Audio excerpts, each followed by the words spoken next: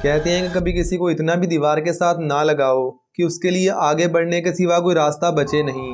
अभी Donald Trump जब से दोबारा इक़्तिदार में आए हैं वो पूरी दुनिया पर टैरिफ बम गिरा रहे हैं। China, 67%. That's tariff. खास तौर पर वो ममालिक या कंपनीज जो रशिया से ऑयल और गैस खरीदते हैं।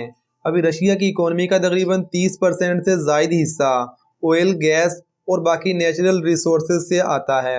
अगर हम रशियन ऑयल की बात करें तो पूरी दुनिया में सबसे ज़्यादा रशियन ऑयल चाइना और इंडिया खरीदते हैं, क्योंकि वहाँ से इनको तकरीबन 30% सस्ता ऑयल मिलता है। अभी ट्रंप ने इक़्तिदार में आने के बाद उन तमाम ममालिक और कंपनीज को चुन चुन कर निशाना बनाया जो रशिया के साथ बड़े पैमाने पर तजारत करते हैं। US has unleashed a powerful new wave of sanctions and tariff pressure designed to choke off the money flowing into Russia's war economy.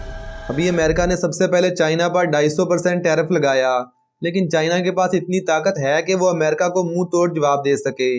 इसीलिए चाइना ने भी इसके जवाब में अमेरिका पर 250% टैरिफ लगा दिया, जिसकी वजह से डोनाल्ड ट्रंप के भी होश ठिकाने आ गए और आगे चल के डोनाल्ड ट्रंप ने खुद ही इस 250% टैरिफ को कम करके 29% पर कर दिया। जबकि दूसरी तरफ वो इंडिया जो खुद को विश्व गुरु समझता है, इस बार अमेरिका ने रशिया से कच्चा तेल खरीदने पर 50% टैरिफ लगा दिया था। So India is stuck between two worlds, cheap Russian oil on one side and Washington's sanction hammer on the other.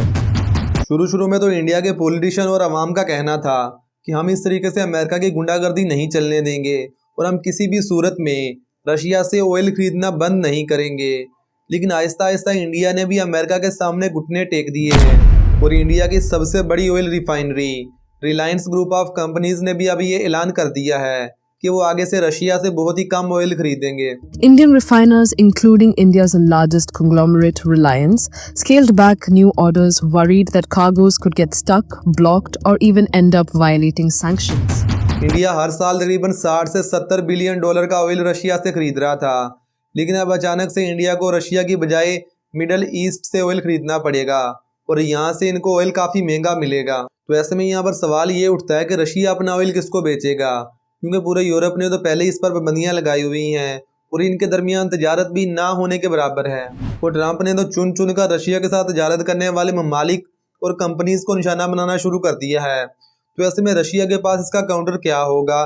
क्या आने वाले दिनों में रशिया अमेरिका के साथ एक लंबी जंग के अंदर जा सकता है? क्योंकि इस वक्त रशिया के पास पूरी दुनिया के सबसे ज़्यादा न्यूक्लियर हथियार और उन हथियारों को अमेरिका तक पहुंचाने के लिए लॉन्ग रेंज मिसाइल भी मौजूद हैं। क्योंकि अमेरिका की पाबंदियों की वजह से रशिया की इकोनॉमी का पूरी तरह से बेड़ा गर्क हो चुका है।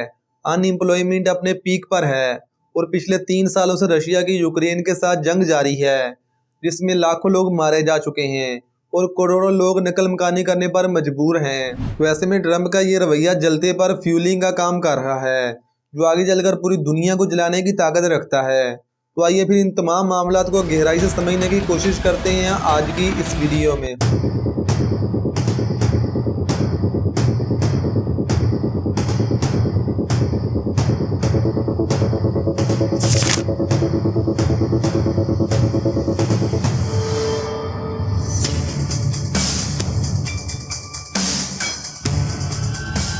अभी वर्ल्ड वार 2 के बाद से ही अमेरिका और रशिया के दरमियान सुपर पावर बनने की दौड़ शुरू हो गई थी, लेकिन वक्त के साथ साथ अमेरिका रशिया से बहुत ही आगे निकल गया। और आज के दिन बहुत से लोगों को ये भी बात समझ में नहीं आती कि आखिर पूरा यूरोप और अमेरिका रशिया के खिलाफ यूक्रेन को पैसा और हथियार क्यों देते हैं। आखिरकार इनको यूक्रेन से इतनी मोहब्बत क्यों है? तो इसका जवाब बिल्कुल सादा है। यूक्रेन का हाल उस बकरी की तरह है जिसे गाँव वाले शेर का शिकार करने के लिए इस्तेमाल करते हैं। बकरी हमेशा यही समझती रहती है कि गांव वाले तो मुझे शेर से बचा रहे हैं, लेकिन हकीकत में वो गांव वाले शेर का शिकार करने के लिए इस बकरी को चारे के तौर पर इस्तेमाल करते हैं। कई बार तो ये बकरी बच जाती है, लेकिन कई बार ये शेर का शिकार बन जाती है। बिल्कुल वैसे ही अमेरिका और यूरोप डायरेक्ट तो रशिया का मुकाबला करने की जरूरत नहीं करते, क्योंकि भले ही आज के दिन रशिया की इकोनॉमी का बेड़ा गर्क हो चुका है, लेकिन आज के दिन दुनिया में सबसे ज़्यादा न्यूक्लियर हथियार रशिया के पास मौजूद हैं, जिनकी तादाद तकरीबन 5,500 से भी ज़्यादा है। और इनको अमेरिका और पूरे यूरोप तक पहुंचाने के लिए उनके पास लॉन्ग रेंज बैलिस्टिक मिसाइल भी मौजूद हैं।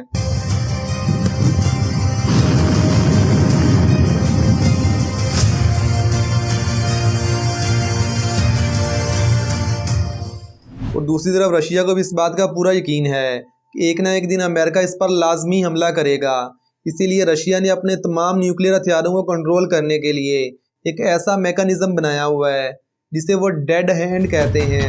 रशिया ने इस डेड हैंड सिस्टम को इस तरह से डिज़ाइन किया हुआ है कि कल को अगर अमेरिका रशिया पर एटमी हमला करता है और अगर इस हमले में रशिया के सदर प्यूटन समेत तमाम आला ओहदेदार भी अगर मारे जाते हैं तो फिर भी ये सिस्टम पूरी दुनिया पर न्यूक्लियर मिसाइल लॉन्च करने की कैपेबिलिटी रखता है, जो कि अमेरिका समेत पूरी दुनिया को हमेशा के लिए तबाह कर सकता है। और ये बात सभी को मालूम है। इसीलिए अमेरिका ने बड़ी समझदारी से रशिया पर मुआशी पाबंदियाँ लगाई हैं ताकि पहले इनके इकोनॉमी को तबाह किया जाए, क्योंकि जब भी किसी मुल्क की इकोनॉमी तबाह हो जाती है तो उस मुल्क के अंदर अनस्टेबिलिटी आती है जो कि रशिया को अंदर ही अंदर खा जाएगी। और अमेरिका की दिली ख्वाहिश तो यही है कि जैसे इन लोगों ने 90 की दहाई में साबिक सोवियत यूनियन यानी कि रशिया को 14 हिस्सों में डिवाइड किया था, तो एक बार फिर इसके मज़ीद टुकड़े किए जाएं ताकि बाद में ये इंडिया पाकिस्तान की तरह आपस में लड़ते झगड़ते मरते रहें, इनको कोई खतरा ना हो। और इन गोरों ने तो हमेशा डिवाइड एंड रूल का फार्मूला ही अपनाया है, लेकिन अब की बार इनके सामने प्यूटन जैसा खरदमाग डिक्टेटर खड़ा हुआ है जो इतनी जल्दी हार तो मानेगा नहीं। जबकि चाइना भी आज के दिन रशिया के साथ खड़ा हुआ है, वो इससे सस्ता तेल और गैस भी खरीद रहा है और अमेरिका चाइना को रोकने में मुकम्मल तौर पर नाकाम है। इसकी एक बड़ी वजह यह है कि चाइना के पास बहुत सारे ऐसे रेयर अर्थ मिनरल्स हैं जो कि अमेरिका को चाहिए, क्योंकि ये रेयर अर्थ मिनरल्स बहुत सारी इलेक्ट्रॉनिक्स चिप्स बनाने के लिए इस्तेमाल होते हैं। तो ऐसे में अगर अमेरिका चाइना पर पाबंदियाँ या टैरिफ लगाता है तो चाइना बड़े ही आराम से इन रेयर अर्थ मिनरल्स की एक्सपोर्ट अमेरिका को बंद कर देगा, जो कि अमेरिका को कहीं और से मिलेंगे नहीं। तो इसीलिए अमेरिका चाइना के साथ इस मामले में काफ़ी हद तक सॉफ्ट है, लेकिन इस सारे मामले में इंडिया के साथ सही मोए मोए हुआ है।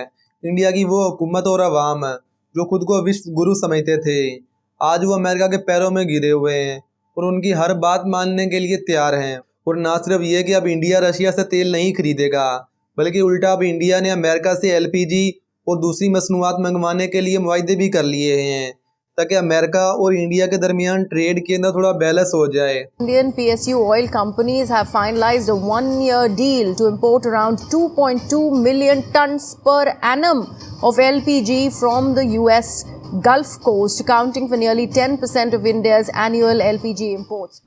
और इस सब के अंदर पाकिस्तान के लिए सीखने के लिए बहुत कुछ है कि अगर आप अपनी रेलिवेंस दुनिया के अंदर बनाएंगे तो तभी आपकी इज्जत होगी, आपकी बात मानी जाएगी।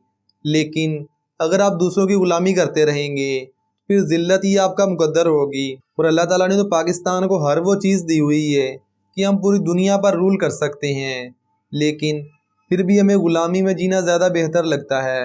अल्लाह हाफिज़।